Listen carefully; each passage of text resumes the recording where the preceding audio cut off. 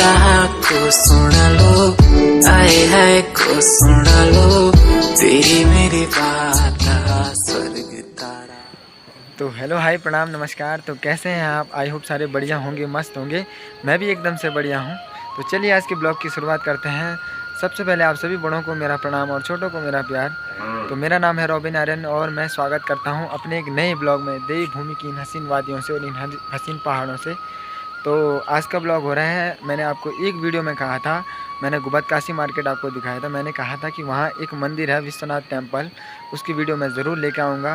कहा था मैंने कि वहाँ आगे मेरे नानी का घर है नाला गाँव, तो आज मैं वही आया हुआ हूँ।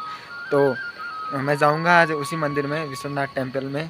तो चलिए वीडियो के साथ बने रहिए, मैं मिलता हूँ आपको वीडियो में आगे। इसके ठीक पीछे दिख रहा है मेरी नानी के घर के पीछे, ये है। तो ये है माँ त्रिपुरा सुंदरी ललिता माई का मंदिर। तो एक बार इसकी कहानी भी आपको पूरा बता देता हूँ कि ये मंदिर इस गांव में क्यों बसा हुआ है। तो ये है नाला गांव, आप लोग देख ही सकते हैं, ये है। तो दंत कथाओं के अनुसार नाला गांव में राजा नल की साम्राज्य हुआ करता था। राजा प्रत्येक दिन स्नान के लिए त्रिवेणी घाट पर जाता था, जो कि नाला गांव से नीचे जो नदी बहती है वहाँ एक त्रिवेणी घाट नाम का एक स्थान है, जो कि काली और गंगा के संगम स्थल पर नदी के दूसरे छोर एक सुंदर सी बालिका राजा को उस पार आने के लिए प्रार्थना करती थी। यह दौर कई दिनों तक चलता रहा। एक दिन राजा नल ने नदी की उफलती लहरों को पार करके उस सुंदर सी कन्या को अपने साथ अपने साम्राज्य में ले आए। लड़की ने संपूर्ण राज्य का भ्रमण किया और लोगों को आशीष दिया। गांव में तब विभिन्न बीमारियां थीं। पशु और मानव विभिन्न बीमारियों से ग्रसित होकर कलवित हो रहे थे। ऐसे सुंदर कन्या ने ग्रामीण को कहा कि मेरा मन झूले में झूलने का हो रहा है। झूलने के बाद मैं संपूर्ण साम्राज्य की समस्त बीमारियों का समाप्त कर दूंगी। झूलने के बाद वो सुंदर सी कन्या वहीं गर्भगृह में समाधिस्थ हो गई। उसके बाद से लेकर अब तक इस गांव में कभी भी बीमारियां उत्पन्न नहीं होती हैं। वो कन्या तीनों लोकों में सबसे सुंदर थी, इसलिए उसका नाम त्रिपुरा सुंदरी माँ ललिता माई का नाम रखा गया। कहा जाता है कि यह माँ काली के रूप में भी दिव्य दर्शन है।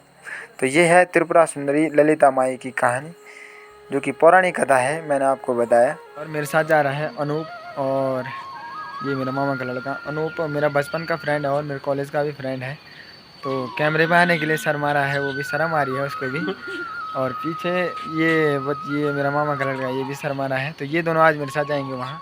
सबसे पहले आपको इस मार्केट में आना पड़ता है, तो इसका नाम है गुबत काशी। तो आपको उस मंदिर के जाने के लिए यहाँ से ऊपर के लिए जाना पड़ता है। तो यहाँ से आप पैदल भी जा सकते हैं, और एक रोड यहाँ आगे से निकलती है और उसके बाद दूसरी रोड यहाँ ऊपर से निकलती है।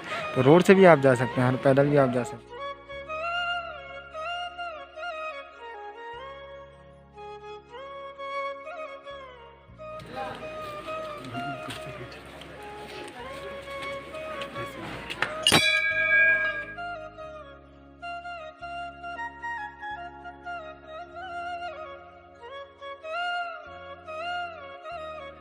तो ये है विश्वनाथ मंदिर। तो ये गुबत काशी में है। तो इसके बारे में आपको एक बता देता हूँ।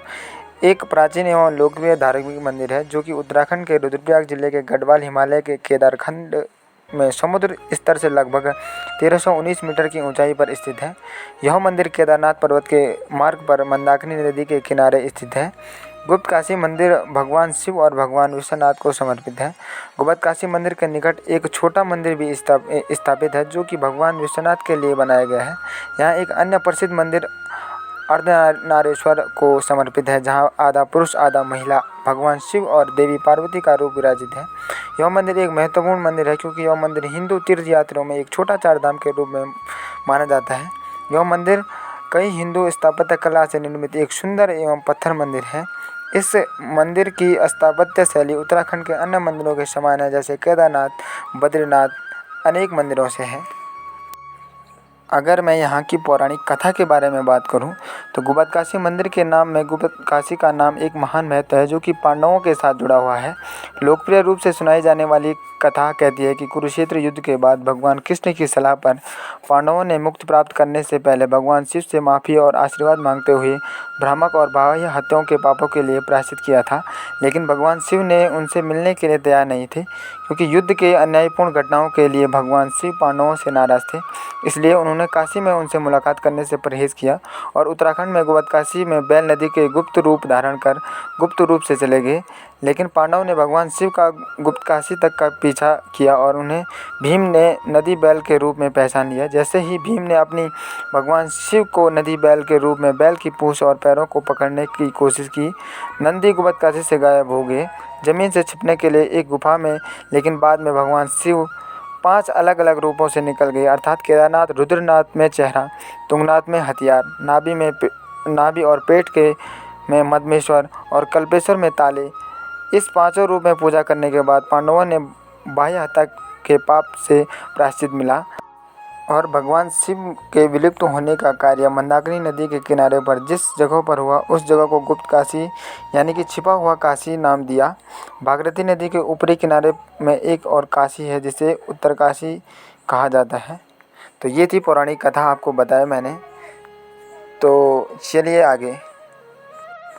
तो मंदिर में एक कुंड है जिसका नाम है मणिकर्णिका कुंड और जो 2 धाराएं इसमें बह रही हैं तो इनका नाम है गंगा और यमुना नाम के से ये 2 धाराएं इसमें बह रही हैं। चलिए मंदिर से तो आ गए हैं और थोड़ा सा आप यहाँ नीचे मार्केट में जाएंगे क्योंकि इसका काम है, इसका भी काम है और साहित्य का भी काम है। इसका नाम है साहित्य। बड़े टाइम से आपको याद कर रहे थे।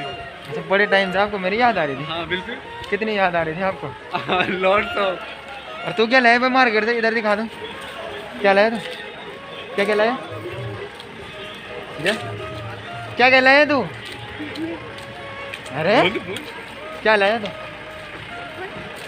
अरे पेन दिखा दो। ये पता है ये कैसी पेन लेके आया? यहाँ देख ये भाई 50 रुपए की पेन है और हमने आज तक कभी 20 रुपए वाली पेन से नहीं लिखा कभी। ये देखो 50 रुपए की पेन लेके आया ये।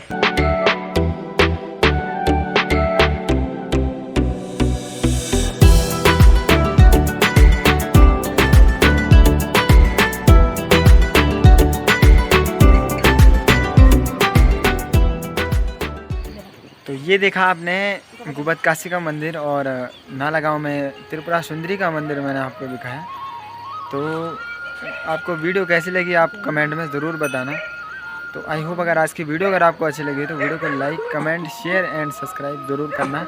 मैं मिलता हूँ आपको एक नई वीडियो के साथ, तब तक के लिए जय हिंद, जय भारत, जय उत्तराखंड।